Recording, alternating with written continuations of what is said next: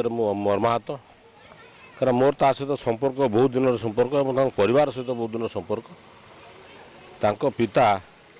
मोर Ravenshaw college शिक्षक थे एवं परवर्ती अवस्था लुलु सहित मोर संपर्क बहुत घनिष्ठ थिला एवं सी गोटे लड़ुआ राजनीतिक नेता ए कौन सन्देह ना पर्सनाल स्मृति सेमती किसी ना तथापि सब बेले मो घर को जीवा आसवा मो आसवा मत घर को डाकवा बेमार पड़ा बेलू मत डाकवा जो एक्सीडेंट से पड़ा 2000 मसीहा 2001 मसीह हस्पिटाल